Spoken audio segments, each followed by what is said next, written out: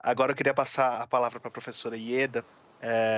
Ieda Aparecida de Oliveira Duarte, é professora associada da Universidade de São Paulo, coordenadora do estudo SAB, Saúde, Bem-Estar e Envelhecimento, e coordenadora do primeiro Inquérito Nacional das LPIs vinculadas ao SUAS, e membra do ILC Brasil. Professora Ieda, a palavra é sua, por favor. Bom dia, vocês me escutam? Sim. Sim, tá. Tem um barulho local aqui, se ele ficar muito forte, vocês me avisam, tá ok? Não está não, tá dando para ouvir perfeitamente a senhora, obrigado. Ótimo. É uma pena que o doutor Marcos teve que sair, porque eu teria duas perguntas para ele, mas teria que ser depois do que eu vou falar. Mas, de qualquer forma, eu acho que como nós temos um corpo importante aqui da Defensoria Pública e muitos advogados, né, a própria Viviana, etc., talvez possa nos ajudar. Isso que é uma das preocupações em relação a esse código da CID-11, para além do que a gente tem discutido e que envolve um pouco as questões jurídicas. Então, a gente ainda não teve uma fala mais consistente em relação a isso e esta é uma preocupação. Esse é um lado, mas eu vou colocar isso mais no final. E o outro é que eu vou trazer uma novidade fresquinha, assim, acabando de sair do forno, né, em relação à questão da CID-11, que foi uma resposta da OMS que a gente acabou de receber. E aí, se você me permitir, Rodrigo, e se Bibiana que me convidou, e eu agradeço muito também me permitir, eu vou fazer um spoiler aqui, que a gente tem um canal no YouTube, desculpa pelo spoiler, mas é por conta dessa questão especificamente, né? A gente tem um canal no YouTube que se chama O Que Rola na Geronto, e nós tínhamos combinado de fazer uma live hoje para atualização do posicionamento e do andamento, né, dado que hoje é 1º de dezembro, a CID entra em vigor em 1º de janeiro, ou seja, daqui a um mês. Então, nós tínhamos combinado de fazer um balanço, etc. E com esta resposta da OMS, eu acho que esta live vai responder muita coisa, tá? Então, eu convido as pessoas que quiserem, estão interessadas no tema e puderem participar, será às 19 horas, ao vivo, pelo YouTube e pelo Facebook, no @o que rola para Geronto. Desculpa o spoiler, não costumo fazer isso, mas... Professora, só para interromper, se a senhora puder mandar o link aqui no chat, eu encaminho lá no chat do YouTube também. Ah, legal. Tá, deixa eu até pôr já. Tá, obrigado. Desculpa, tá? Eu não costumo fazer isso não, mas vai ser nos dois, Facebook e YouTube. Mas acho que pelo tema vai ser muito importante que as pessoas que puderem participar, participem, ouçam, se atualizem e coloquem isso dentro da sua agenda. Eu vou trazer um pouquinho aqui também o que aconteceu, mas o maior acompanhamento vai ser dado à noite, porque isso é uma responsabilidade do Ministério da Saúde, então será trazido pelo Ministério da Saúde. Tá? Quando eu conversei com a Bibiana, ela me pediu para fazer uma trajetória. Então, eu vou fazer só uma trajetória rápida dessa luta em relação ao CID. Eu imagino que vocês já sabem de muitas coisas em relação a isso, não sei o quanto sabem dessa trajetória. Então, assim, é só para dizer que, assim, quando a gente se incomoda com alguma coisa e vai atrás, não importa se você é uma formiguinha, porque eu acho que nós éramos uma formiguinha nessa história. Mas se você acredita e vai atrás, a coisa vai, né? Ela acaba acontecendo de alguma forma, nem que seja mobilizando um monte de gente, mas ela acaba acontecendo. Isso acontece para muitas coisas. Não é diferente em relação à CID-11. Então, como tudo começou? Tudo começou, eu sou docente da Universidade de São Paulo, e eu estava numa aula de pós-graduação, tinha convidado um professor para dar uma aula, e durante a aula, ele estava falando de uma outra coisa, um outro aspecto do envelhecimento, ele comentou isso, né? Ele comentou durante a aula da questão da CID-11, que tinha incluído o Código Velhice. Isso não é novo, isso tinha sido incluído em 2018 e tinha sido aprovado na Assembleia Mundial de Saúde em 2019. E ele comentou, eu falei, opa, o que é isso, né? Aí fiz algumas perguntas durante a aula, ele falou, ele respondeu. Quando acabou a aula, ele é uma pessoa relativamente próxima, daí eu conversei com ele, falei, me explica melhor essa história. Daí ele contou a história, que tinha sido aprovado, e o que toda uma indústria anti-aging por trás disso, né? Além das das indústrias de tecnologia, como Google, Microsoft, também por detrás deste movimento de caracterização, de inclusão da velhice na classificação internacional de doenças, né? Me mandou um livro, inclusive, que foi publicado por um geneticista americano, me mandou a referência, eu comprei o livro, fui ver, etc., que era o que apoiava de forma bastante veemente a inclusão desse código e tinha conseguido, né? Ele tinha conseguido incluir o código e a CID-11 foi vista e foi aprovada na Assembleia Mundial de Saúde. Não entrou em vigor ainda, ela pode ser modificada, mas já tinha sido aprovada. Aí eu falei, gente, eu não sou uma pessoa desatualizada, muito pelo contrário, né? Eu fico sempre atrás dessas coisas. Tá bom que eu não sou médica, então talvez não soubesse por causa disso, não lido com CID todo dia. Daí eu falei, não, peraí, vamos conversar com quem trabalha com isso, né? Daí fui conversar com os geriatras de diferentes locais, conversar com os geriatras da Sociedade Brasileira de Geriatria e Gerontologia, com a IAGG, que é a Associação Internacional, etc. E aí a gente viu que ninguém sabia. Tá? Então, tinha sido aprovado um código, incluindo velhice na CID, e ninguém da área de envelhecimento, pelo menos na América Latina, de um modo geral, e também em Espanha e Portugal, depois que entraram nessa discussão, ninguém sabia. Tá? E aí se descobriu que existe uma equipe técnica, assim como existe fora daqui, existe aqui no Brasil uma equipe técnica que trabalha com a construção e com a revisão da CID, etc., e que nesta equipe não haviam pessoas ligadas à área de envelhecimento. Isso pode explicar, não justifica, mas talvez explique. De qualquer forma, isso começou. Então, foi em 30 de maio, nós fizemos a primeira live no canal, trazendo isto a público, tá?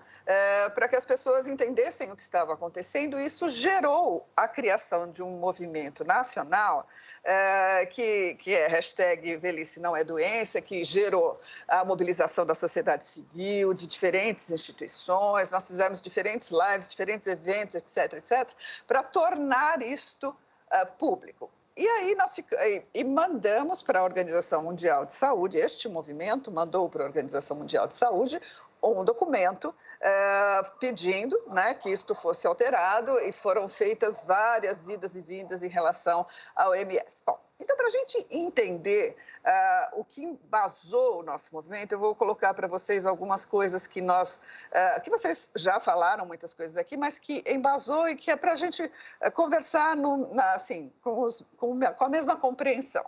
Então, assim, primeiro, a CID ela é uma ferramenta epidemiológica. Tá? Mas ela não é usada só para isso, mas ela é essencialmente uma ferramenta epidemiológica. Então, a CID é a Classificação Estatística Internacional de Doenças e Problemas Relacionados à Saúde.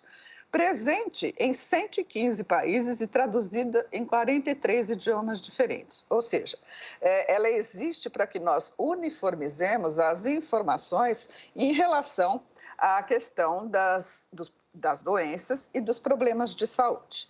Então, o que ela faz? Qual é a finalidade da CID? É classificar e codificar doenças, sinais, sintomas, achados clínicos anormais, circunstâncias sociais, causas externas de danos à saúde ou propriamente doenças que venham trazer sequelas e danos à saúde. Esta é a sua finalidade básica, mas ela é usada como uma ferramenta para diferentes áreas de atuação, incluindo o direito, como foi aqui bem colocado, do CID fraquinho, do CID fortinho e por aí vai. Ela existe há muito tempo. Né? A CID existe desde 1800, né? Final dos anos de 1893, mas da maneira como ela é hoje, isso é da década de 40, da década de 40 do século passado. Então, em 1948, ela sofreu grandes modificações, passando a ser como ela é hoje. Tá? O código velhice, que é esse que nós estamos discutindo, é um código MG2A, Old Age, né? Ele veio a resposta da OMS nas diferentes indagações que nós fizemos, ele veio a em substituição a um código já existente na CID-10 por muito tempo, né? CID-10 está presente desde 93, que era o R54, senilidade. Então, como eles receberam reclamações em relação ao código senilidade, eles trocaram o código senilidade pelo código velhice.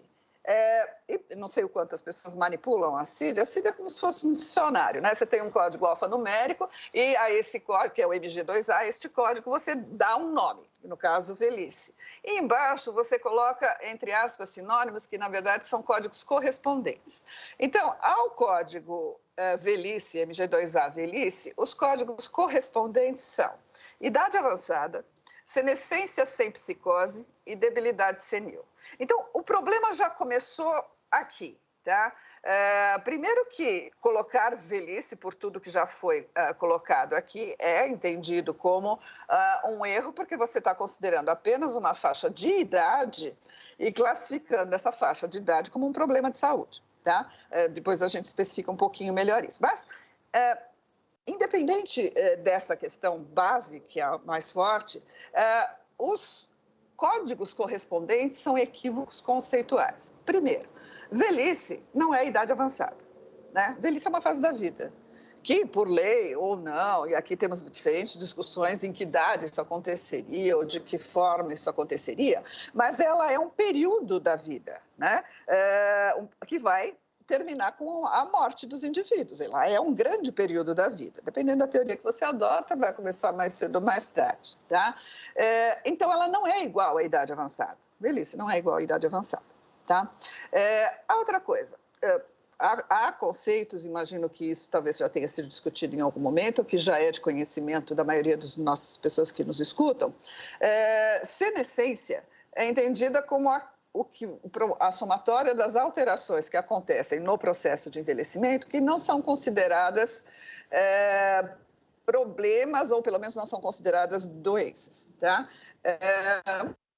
A gente vai diminuindo a capacidade funcional, a gente vai tendo algumas alterações dos diferentes sistemas, etc. Isso é próprio do envelhecimento. Claro que, com o avançar da ciência, essas coisas vão sendo modificadas gradativamente. Mas hoje se entende um conjunto de alterações como próprias do processo de envelhecimento. E a isso se... Então, se eu entendo isso como, entre aspas, normal, senescência sem psicose é um equívoco conceitual. Não existe senescência com psicose. Psicose é um problema, tá, da área de saúde mental. Então, isso é um equívoco conceitual. Então, e isso está associado à velhice, como um código correspondente ou, entre aspas, como um sinônimo.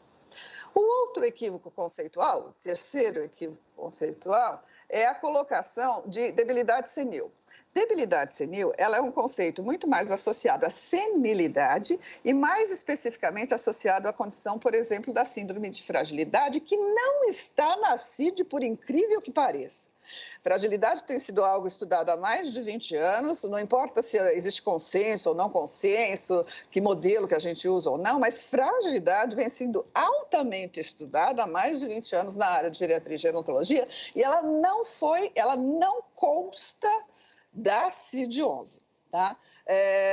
O que para a gente também é um problema, né? É um equívoco. Então, a primeira discussão que a gente fez com a OMS foi: o conceito ele está equivocado e está associado com equívocos conceituais. A isso a OMS não respondeu, tá?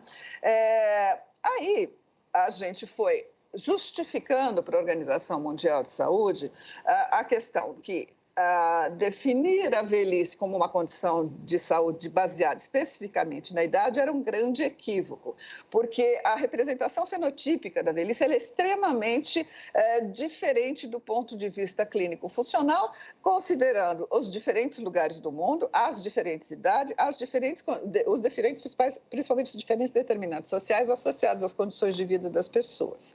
Então, que a idade cronológica isoladamente como um marcador era muito limitante, tá? E ela não poderia e não deveria ser utilizada como um marcador para estabelecer diagnóstico, prognóstico ou tratamento, porque ela não é uma condição de saúde, ela era uma fase da vida. né? Então, essa foi uma das justificativas enviadas para a OMS. Ao que ela respondeu que ela nunca chamou velhice de doença. Isso era reiterado múltiplas vezes nas respostas que vinham aos documentos enviados. Daí nós começamos a acrescentar outras coisas. A principal delas foi que a inclusão do Código Velhice aumentaria o risco do estabelecimento do preconceito etário, né? Do idadismo, etarismo, o nome que nós quisermos dar, por conta do aumento da discriminação e do estigma conferido à própria idade, que o Código traria com ele, que vem sendo combatido há décadas pela própria OMS, que, ao mesmo tempo que lança a CID-11, lança a campanha da década do envelhecimento saudável e a campanha de combate ao ageísmo no mundo. Tá? Essa foi uma grande justificativa ao que eles reiteradamente diziam, mas nós não chamamos velhice de doença. Isso é um erro de compreensão, não estamos dizendo isso. E aí nós explicamos assim, embora vocês não estejam chamando velhice de doença, esta é a compreensão que está sendo realizada, né, pela maioria das pessoas que atuam nesta área e pela própria sociedade civil. E aí, só para entender, por que eles falam que eles não chamam velhice de doença? Porque velhice está no capítulo 21 da CID, que é sintomas, sinais ou achados clínicos não classificados em outro local. Então, por conta disso, eles falam, nós não dissemos que velhice é doença. Aí, assim, a resposta não foi dada desse jeito, mas a resposta que nós discutimos foi, não, é pior, né? Ele não está chamando velhice de doença, ele está dizendo que ele sequer sabe o que é velhice. Porque se ela é um achado clínico inespecífico, que não pode estar em lugar nenhum, ele não sabe nem do que ele está falando, né? O que é muito pior. Mas o questionamento que nós fizemos se velhice está colocada como um sintoma, um sinal ou um achado clínico, ele é um sintoma ou um sinal de quê? Né? De que doença ou de que problema de saúde? Tá? Então, a única resposta possível a isso seria o processo de envelhecimento.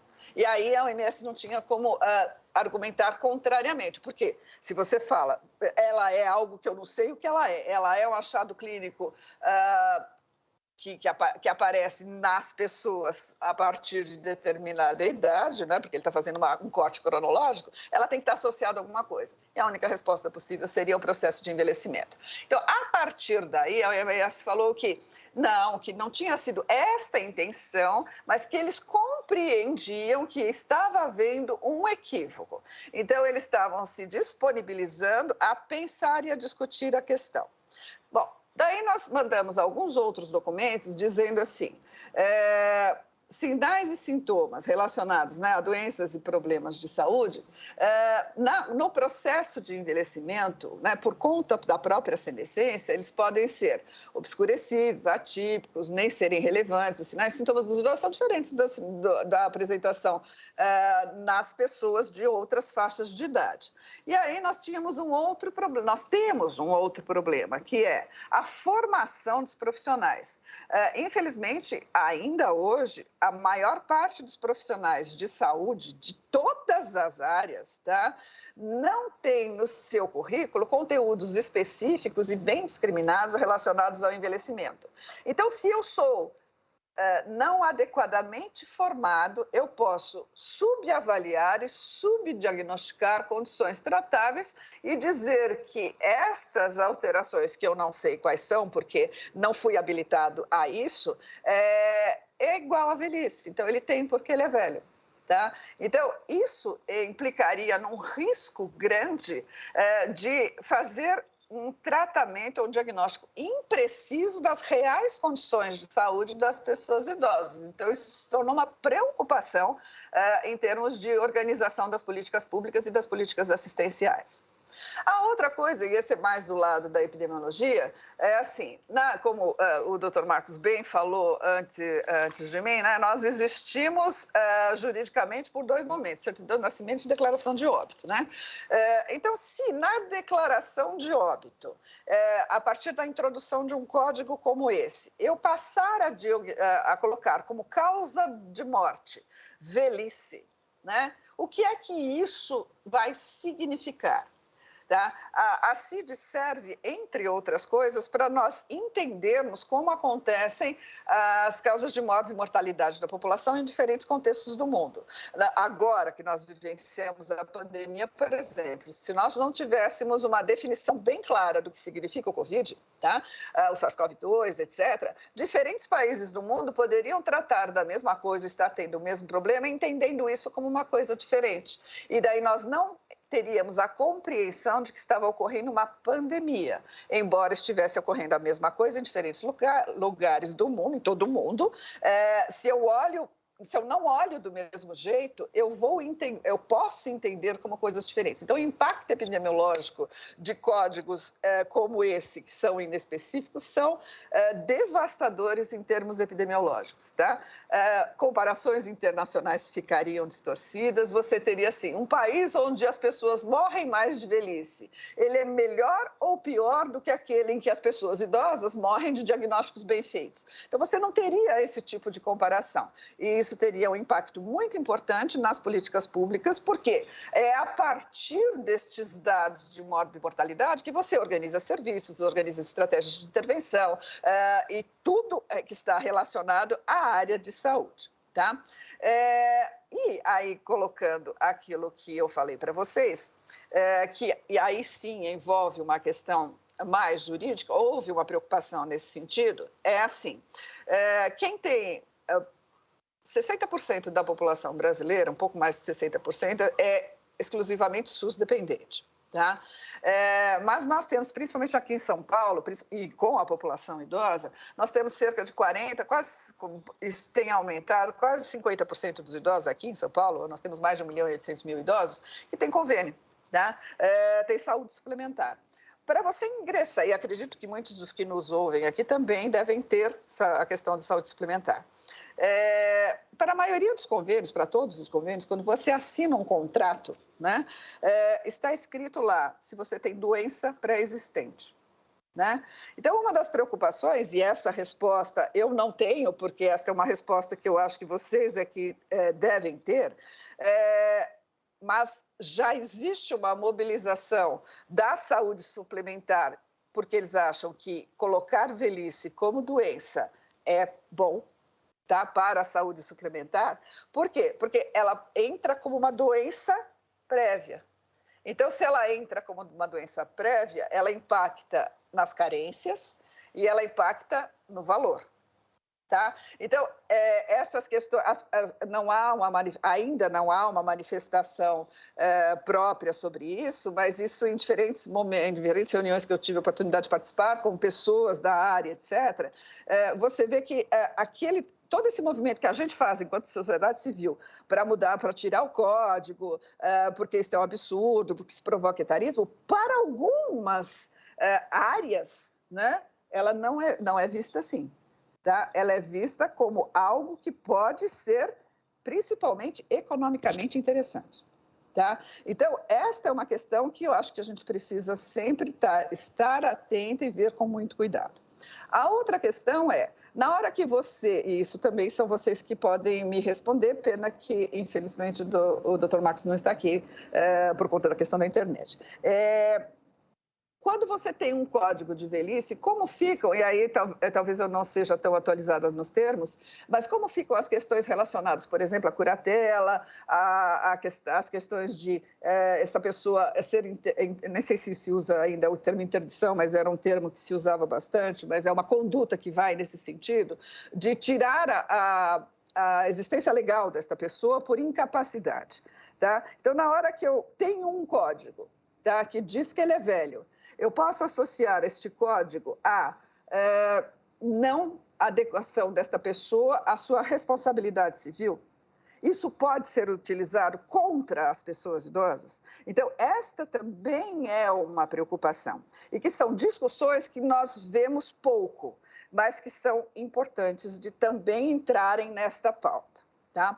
Bom, então, assim, nós levamos todos esses pontos, ia e vinha da OMS, conseguimos colocar na OMS uma reunião para discutir isto, e o produto desta reunião foi que ia se repensar sobre isso. Tá?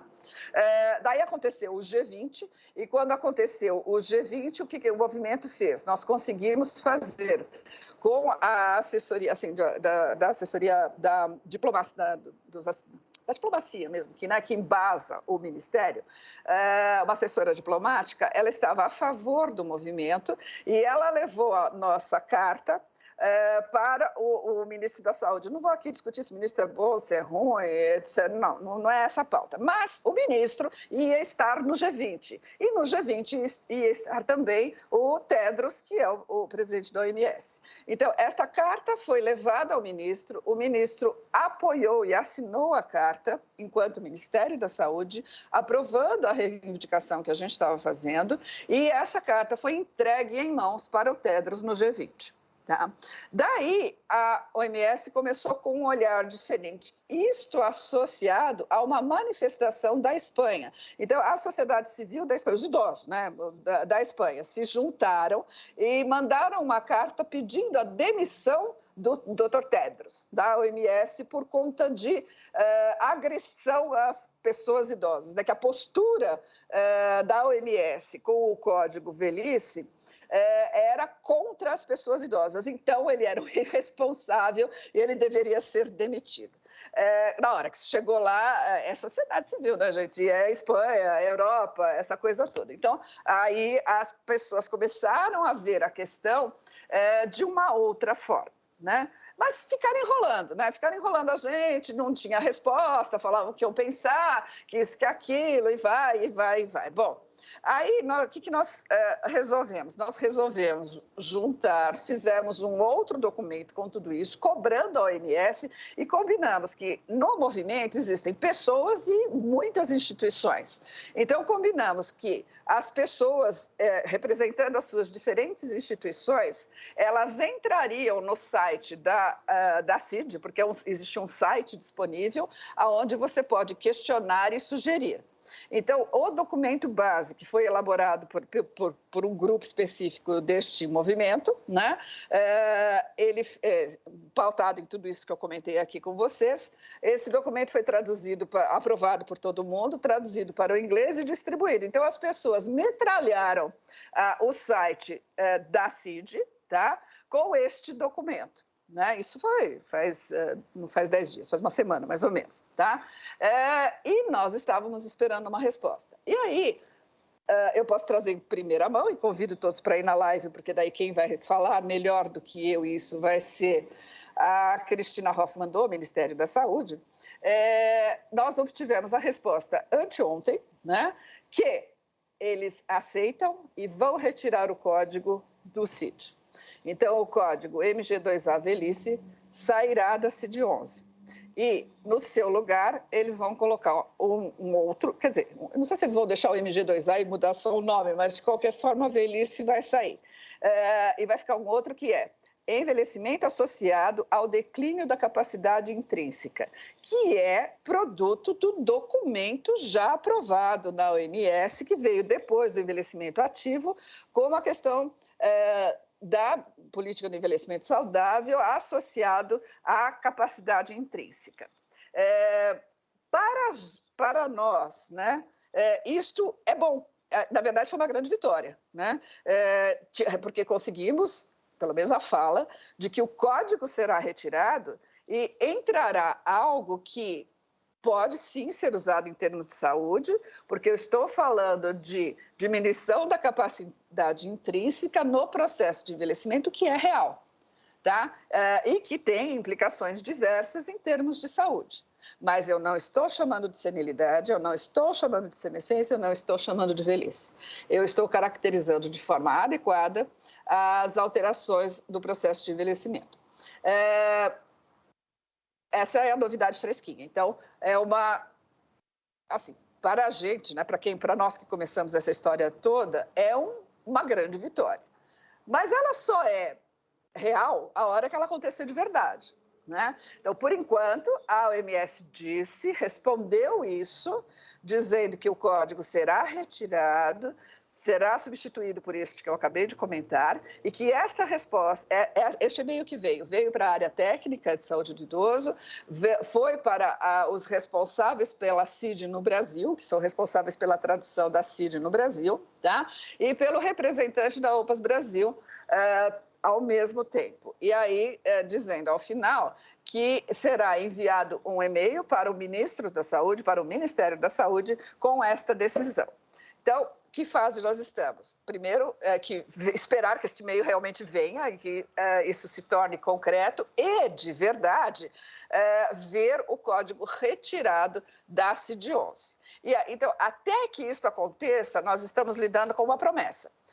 E por isso achamos importante que continuemos assim, falando, nos manifestando, assim, o mais possível, para que não seja simplesmente vamos falar isso para eles ficarem quietos e daí depois chega 1º de janeiro e nada muda. Não. Então, até que de fato isto seja efetivado, o movimento continua. Mas é uma entre aspas, boa notícia e que eu estou trazendo aqui para vocês em primeira mão, e que, assim, na verdade, a gente está bem feliz com isso, se isso de verdade se transformar numa ação concreta. E que mostra que, assim, estamos no Brasil, é um país em desenvolvimento, com muitos problemas, estamos atravessando muitos problemas, etc., mas se você acredita e se você batalha por isso, você consegue, né? Então, a gente precisa acreditar. Acho que o movimento em si foi muito importante para unir as pessoas, principalmente contra a questão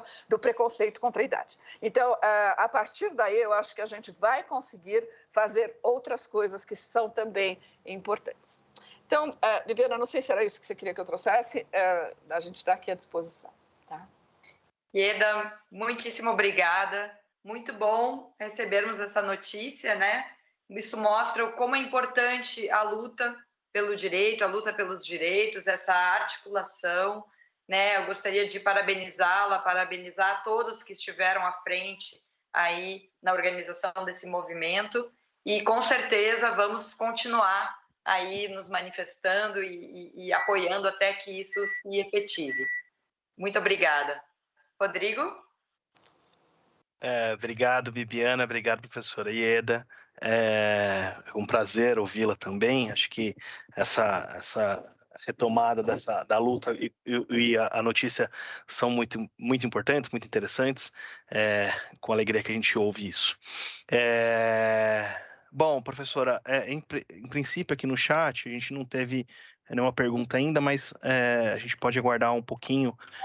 Se quiser retomar e falar sobre a live de hoje, né? Perguntaram sobre o horário, Então, e aí eu já mandei o link. Teve uma colocação que eu acho até interessante também. A Renata pergunta como podemos contribuir ainda até janeiro, como as pessoas podem se manifestar. Eu acho que as pessoas que quiserem e puderem, ou como pessoas, ou como instituições a que estiverem ligadas, elas devem entrar no site da CID, tá? Ir lá no código MG2A, porque ele está lá, e fazer a sua crítica do porquê não deve entrar, etc. Porque até que isso, a gente sabe da notícia, mas o código está lá. Tá? Então, até que ele realmente seja tirado, quanto mais manifestações estiverem presentes, isto reforça a importância de que isso realmente seja efetivado. Então, que se quem nos ouve puder fazer isso, até o documento que você leu no início do evento, Rodrigo, se puder ser enviado para lá, né, até para embasar o porquê de retirar o código, tudo isto reforça, e é graças a este tipo de manifestação que a gente conseguiu chegar até aqui. Tá? Respondendo ao que você colocou, a live é hoje à noite, às 19 horas, ao vivo. pelo Facebook, pelo YouTube, no @o que rola na Geronto, e nós vamos ter lá a presença da Cristina Hoffmann, que é do Ministério da Saúde, foi quem recebeu a comunicação, e ela vai trazer detalhes sobre isto, né, mais detalhes do que eu sobre isto. O Sérgio, que é do canal, é geriatra e vai discutir um pouco o que significa esta nova proposta, qual é o significado real desta nova proposta, tá? A professora Maria Fernanda Lima Costa Lima, que é a coordenadora do ELSE, que é o Inquérito Brasileiro de Envelhecimento, e ela vai falar do ponto de vista da epidemiologia, o significado disso, e o Dr. Kalash, que é quem está com a gente neste movimento, principalmente nessa área internacional, dado que ele foi da própria Organização Mundial de Saúde, etc., para dizer, então, conseguimos chegar até aqui, o que precisamos continuar fazendo até que isso seja real. Tá? É isso. Então, quem puder estar lá hoje à noite, para a gente será muito importante, e aí vocês vão ter mais detalhes do que eu falei, até porque acho que isso tem que vir mesmo da boca da própria Cristina, que foi quem recebeu o e-mail oficialmente em relação a isso. Houve uma pergunta, professora, no chat, sobre onde teria sido veiculada essa notícia. Mas então não tem veiculação da notícia ainda, quem recebeu foi a Cristina por e-mail. Isso. Tá? Então, por isso que a gente está divulgando a live no canal, porque daí então se tornará público.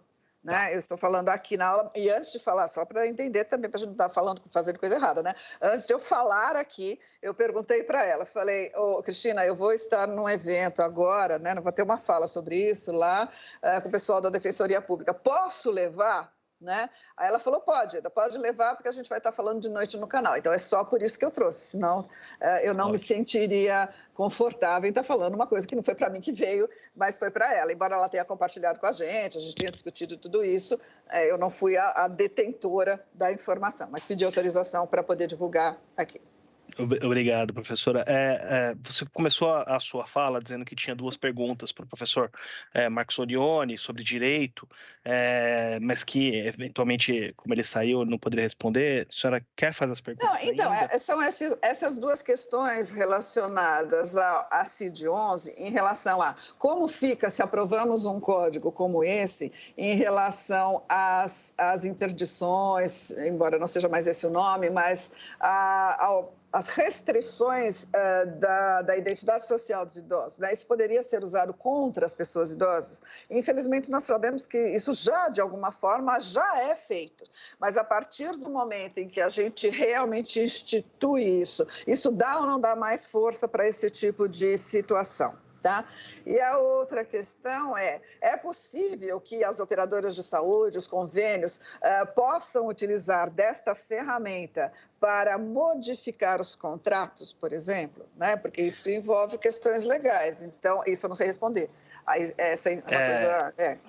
Bom, eu acho que eu vou tentar responder as duas perguntas, começando a primeira. A gente tem aquilo em que a gente caminha para ser, aquilo que a gente é, e aquilo que a gente pode dar tudo errado e a gente continua sendo. Então, a Coratella avançou bastante com a Lei Brasileira de Inclusão e teve várias modificações decorrentes da Lei Brasileira de Inclusão, principalmente acerca da impossibilidade de restrição de vários direitos e da impossibilidade da possibilidade de constituição de uma tomada de decisão apoiada e da restrição da curatela aos parâmetros econômicos, né? Isso já era antes, mas agora fica muito mais claro que ela está relacionada com questões econômicas. Além disso, para a caracterização dessa impossibilidade de tomar decisão, essa incapacidade de tomar decisão, é preciso que seja feito pelo menos um laudo aí multiprofissional que avalie isso. Essa perspectiva de constituição de laudo multiprofissional, que não é a mesma coisa da avaliação biopsicossocial prevista na Lei Brasileira de Inclusão, mas que pode ser utilizada e vai vir uma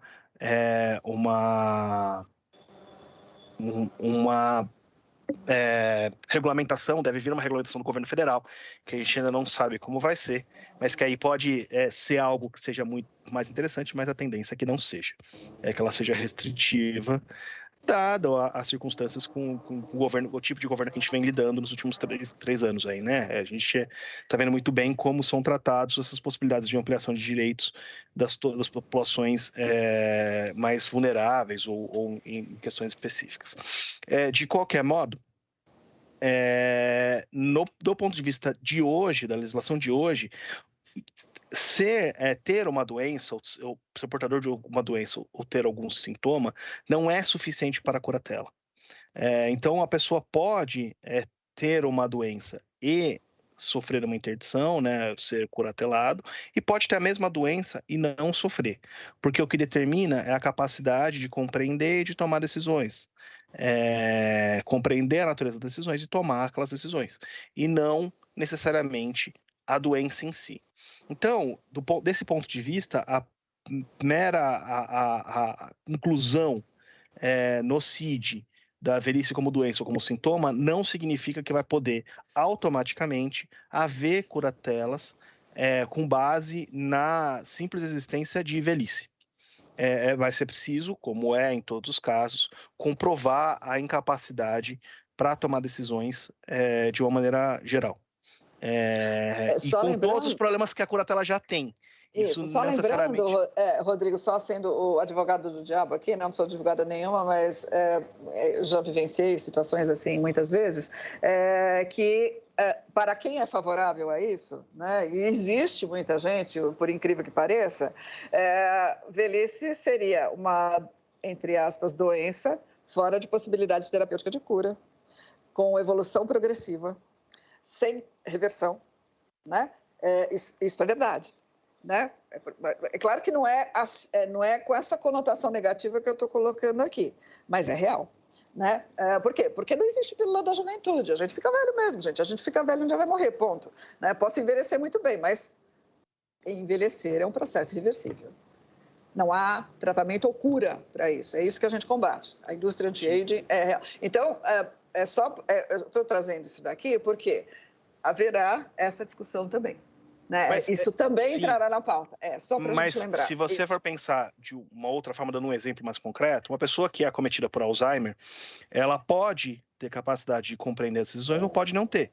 Depende do estágio da doença, que é uma doença progressiva, degenerativa, que não tem cura, que caminha para uma perda progressiva da memória e da capacidade cerebral. Então, com o passar do tempo, essa pessoa poderia deixar de ter capacidade e aí poderia ser submetida a uma curatela nos termos novos da Lei Brasileira de Inclusão, né, para analisar, para gestão de seus bens. Mas não, pode ser que em um outro momento, se ela está no começo da doença, ela não seja submetida porque ela tem capacidade de tomar suas decisões ainda, está preservada. Então, a simples inclusão, que é péssima, a gente está se manifestando contra, mas a inclusão da velhice como sintoma ou doença no CID-11 não torna por si, ou gera por si, a possibilidade de curatela com base nisso. É claro, como o professor Leone disse aqui, o direito não é confiável.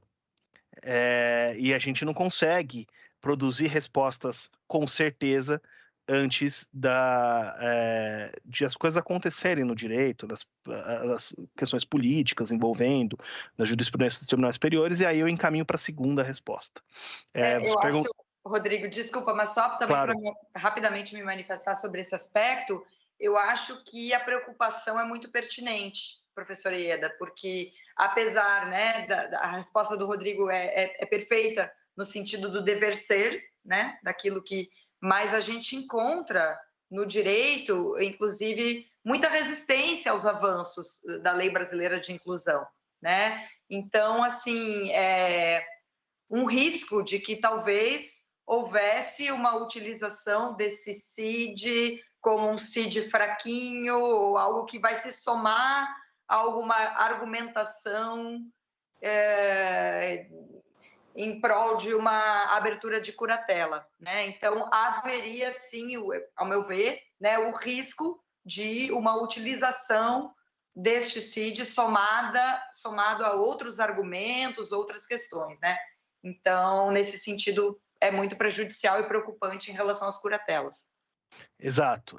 Acho que foi uma ponderação relevante, né? Quando eu comecei a dizer do que a gente quer que seja, do que é e do que pode vir a ser, a professora Bibiana colocou muito bem o que pode vir a ser. E pode vir a ser uma questão muito complicada de utilização do sintoma ou da doença, a velhice caracterizada como sintoma da doença, como um outro elemento a fundamentar curatelas inadequadas e que geram restrições de direitos que são indevidas e legítimas.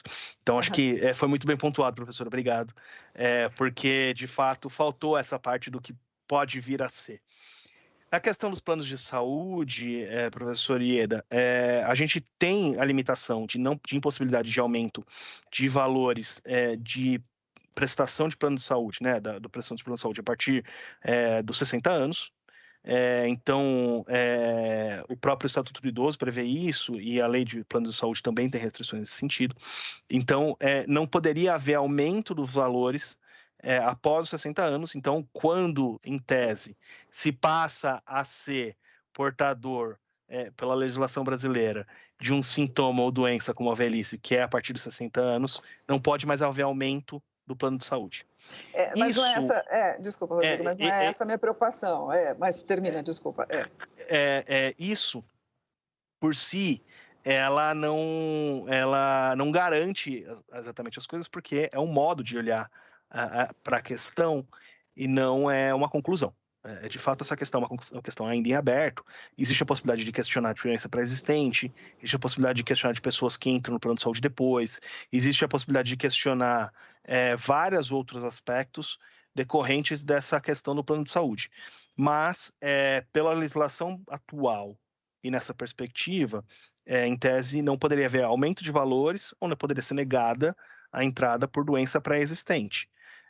Mas, como eu disse também, a gente não controla, não tem como saber como as coisas vão ser feitas, se vai haver alteração legislativa, se pode haver uma alteração da ANS, que é a Agência Nacional de Saúde Suplementar, sobre a regulamentação desse tipo de situação, como é que os tribunais vão entender e acolher essas ações judiciais no decorrer do tempo. A gente não tem como saber exatamente para onde vai caminhar. Mas diga qual era a pergunta, não sei se eu acabei respondendo ou não. Não, você respondeu sim em relação aos planos existentes. Assim, quer dizer, a pessoa que já está afiliada ao plano está perfeita, ela está protegida, até prova em contrário, pelo que já está na lei. Só que, assim, como você bem colocou no começo, eu tenho um estudo longitudinal de acompanhamento da população idosa aqui de São Paulo, que tem 20 anos já de acompanhamento. Então, a gente acompanha as pessoas idosas. O que a gente vê, né, nesses anos de acompanhamento? Existe uma conduta perversa dos planos de saúde, que é dos 50 aos 59 anos, o plano de saúde quintuplica o preço, tá? E não há lei para isso. E aumenta. Todo mundo que tem plano de saúde está nessa faixa etária sabe do que eu estou falando. Ele quintuplica o preço, porque a lei é a partir dos 60. Né? Com que lógica? Que o idoso desista do plano. E aí, por que, assim, não vou falar, mas bom, por que a Prevent Senior cresceu? Porque ela viu esse espaço no mercado e criou um plano para os idosos, pagável. Tá? Não estou defendendo a Prevent, estou dizendo que ela olhou para isso como um mercado e estourou. Por quê? Então, assim, por exemplo, acompanhando os idosos da amostra do SAB, por exemplo, a gente vê, eles desistem do plano que tinham e entram em outro. Ou não entram, ou ficam no SUS. Por quê? Porque eles deixam de conseguir pagar. Então, a lei protege para que não aumente. Agora, se ele desistiu do plano e for entrar em um outro, é essa a pergunta. Na hora que ele for contratar um plano novo, entre aspas, já idoso, isto pode... Como é que isto vai impactar? Porque se ele não mudar, ele está protegido, mas o que está acontecendo é que ele deixa de conseguir pagar, porque é bastante perverso. Sim, eu acho que a gente está questionando a inserção num programa que já é bastante perverso, porque existe regulamentação da ANS acerca de quais são os momentos de aumento e qual é o aumento que pode. mas essas regulamentações em geral são para planos individuais, que praticamente não são mais comercializados pelas empresas de plano de saúde. Então, a gente tem essa dificuldade que é inerente à própria desregulamentação dos planos coletivos. Então, essa desregulamentação, ou a ausência de uma regulamentação mais efetiva dos planos coletivos, ela impede que a gente possa prever como é que isso vai ser tratado, eventualmente, quando e como isso vai ser como será lidado a partir do ano que vem, quando essa previsão, ainda que não seja aquela previsão inicial do CID-11 que a gente previa, ou que foi aventada, for trazida à vigência, né? Quando for publicado e passar a valer a partir de janeiro. Então a gente não tem como exatamente saber como vão se lidar, como os planos coletivos vão lidar com essa questão, e aí depois, por quê? Nesse processo dos planos coletivos, da falta de regulamentação, o caminho percorrido o plano cria uma regra nova. Essa regra nova, em geral, é questionada judicialmente. E aí esse questionamento judicial leva tempo para ser decidido, resolvido. E enquanto isso é resolvido, que pode ser resolvido a favor do cliente ou contra o cliente, o plano acabou já criando outras regras que ele já está implantando, às vezes está abandonando aquela regra anterior. Então, acho que isso é um problema. E a gente, honestamente, não tem como saber como os planos coletivos vão lidar com essa questão. A gente tem uma regulamentação muito mais forte dos planos individuais, mas os planos coletivos a gente não tem como lidar ou saber em princípio. Então, acho que é só assim, um alerta, né, para a gente ficar atento para isso, porque também, de repente, isso pode ser uma coisa nociva para o futuro dos próprios idosos, na verdade, né? Então, era mais para trazer isso para o nosso pensamento. Acho que a ideia era essa. Exatamente. Acho que é mais ou menos por aí, professora. Bom, acho que a gente já passou o nosso tempo aqui, o horário, né? Os tradutores da Educalibras também já deram o horário deles já que a gente tinha estabelecido.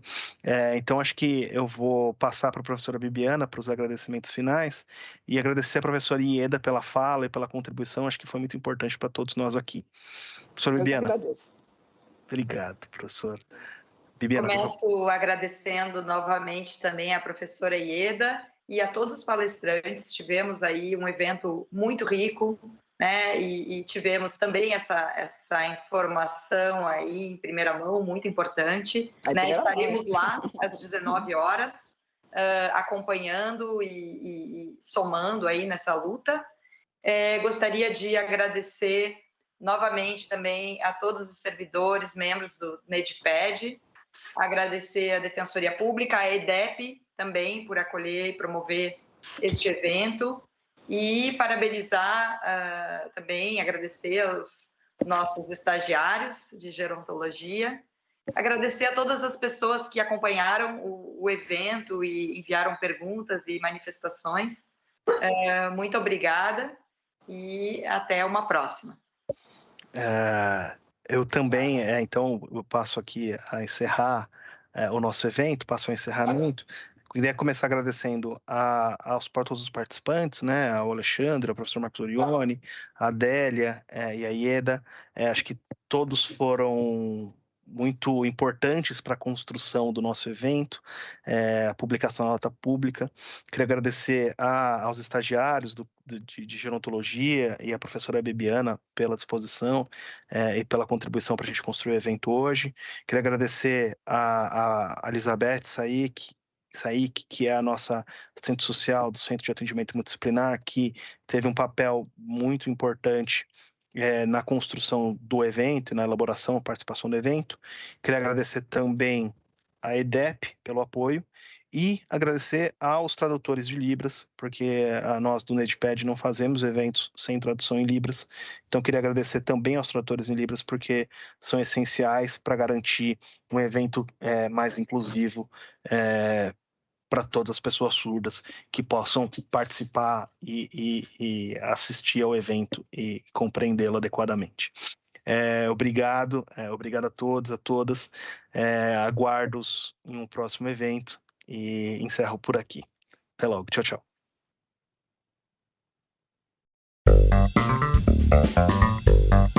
Música